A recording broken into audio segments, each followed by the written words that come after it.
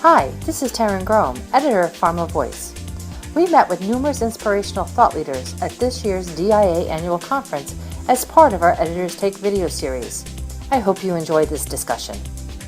In this episode, Taryn meets with Dr. Martine Dellinger-Kramer, Global Vice President, Medical and Regulatory Affairs, SynteractHCR.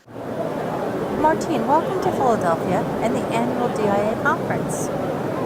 Thank you very much, Taryn. I'm very happy to be here. What are the advantages of the new EU clinical trials regulation?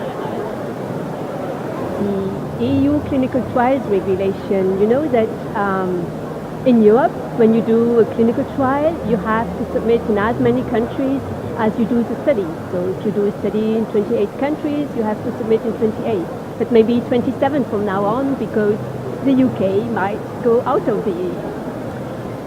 Based on this, we decided to harmonize the clinical trial application process in Europe, and a directive was issued on the 1st of May 2014. This directive, as a directive, had to be implemented into national laws, and then as a result we had different interpretations, and the harmonization that was expected by the directive did not come. On the contrary, we saw an increase in the labor needed, in the cost needed, and when we did an analysis of the number of clinical studies, we saw that between 2007 and 2011, we saw a decrease of 25% of the clinical studies.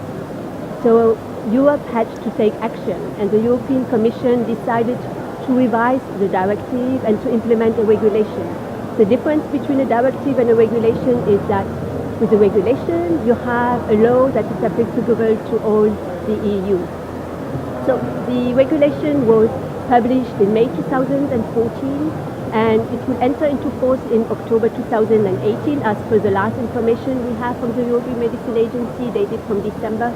The reason why it takes so long is in order to be applicable, we need a portal to do the submissions, and we need a database for the repository of the data. And this takes some time to be set up. The advantage of this regulation when it will come into force will be that you will have one dossier that you submit, and you will get approval from authorities and ethic committees in one through the portal. This is unique worldwide. No elsewhere you will have an approval from authorities and ethic committees through one approval, even not in the US where you have fast and easy approval. The dossier that we submit is composed of two parts, a scientific part, which is called part 1, and a local part, part 2. The dossier is evaluated by a reference member state, and the concerned member state can only refuse the evaluation of the reporting member state in certain cases which are also specified in the regulations. So you know in advance what you can expect.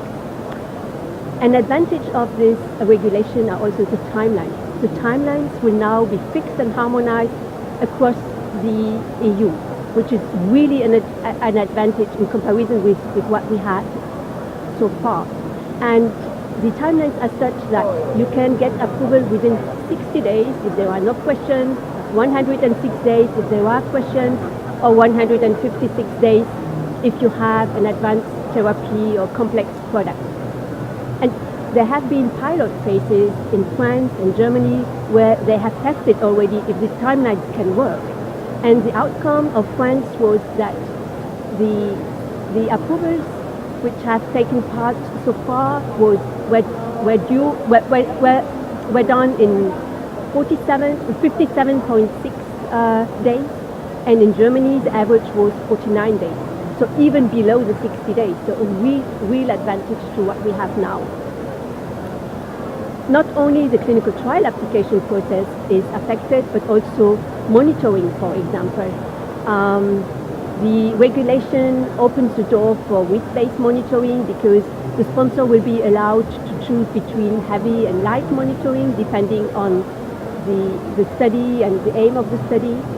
Safety will be also affected and much more easier than what we have now. You will be able to submit directly to the Vigilance database instead of submitting to every country on an individual basis. Also, the IRBs or ECs will no longer have to review each SUSA on an individual basis, unless the country requires it, but this will really be a minimum. Transparency is a big advantage as well. We would have a more transparent process, which will be helpful for clinical research and will really be an advantage. The clinical study report, the summary, will be uploaded 6 months after the end of the study, and you will even have a version, a layperson version, so that everybody can understand. And if your study is part of a marketing authorization application, 30 days after the decision, the clinical study report is uploaded. So you have a transparency. This will also improve clinical research and avoid to do unnecessary trials, because you see what others have done before. So we will really have a streamlined process, increase in transparency, increase in harmonization, to prepare the Europe for better situation. Very exciting. This is an EU-focused regulation, so what relevance does it have to U.S. companies? For U.S. companies at present time, Europe is very complex, unclear, and I can only agree to this, because this is the case. You can have one same protocol, you submit in many countries. Some countries will approve your protocol, some other countries will not approve, and no specific reason why. Some countries will ask you to do an amendment, so you come out with different results, and that's not really an advantage. So this will be, with the regulation, I think US companies will really see that now Europe is reliable, they can plan their study, and it's more transparent. You will even be possible to submit out of the US, because you have a portal. You don't need to send everything to each country. US companies which really have to look closely at this regulation if they want to get approval for their product later on in Europe, in respect to, for example, the registration of their clinical study. The EU regulation requests that if you use a study later on, you have to have it registered in an official database before the start. And in the US, for example, phase 1 do not need to be registered in clinicaltrials.gov, and if you have phase 2 or 3, you have to register them in clinical.gov 21 days after the start of the study. If later on you want to use those data in the EU, you have to register your trial before. So, and in respect to the legal representative, this will be an advantage for the US companies. A legal representative is no longer requested.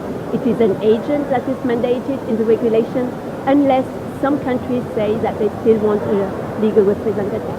And if I can go further for pediatric studies, for example, it's important to look at the regulation, because for the guidance that we have at present time, if you have a pediatric protocol, you have to include children to review the protocol if you want to use it in Europe. So it's important to look at all those details if you want later on to get approval in Europe. What impact will this have on the industry? So the industry will need to adapt to the regulation. The clinical trial application process is new, it's through the portal, so maybe the first submission will be more labor intensive, and the portal is a system that needs to be fed on a continuous basis, so will have a high maintenance. In addition, you can look into maybe trying to centralize your clinical trial application team, because you submit through a portal. What you would still need is to have local knowledge, because informed consent, insurance will still be on a local basis. You also need to be really prepared and to know that you have only 12 days in case of questions.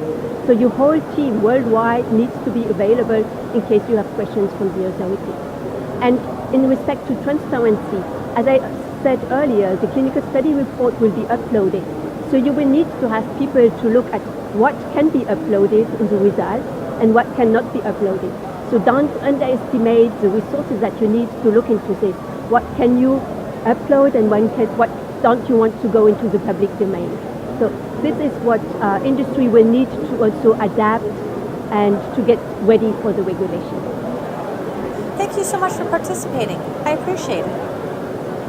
Thank you very much, Tara, and thank you for the opportunity to speak about this exciting news that we have in Europe. For more information on this topic, visit our Thought Leaders website. For more Editors Take videos from the DIA Annual Conference, visit www.pharmavoice.com. Thanks for joining us.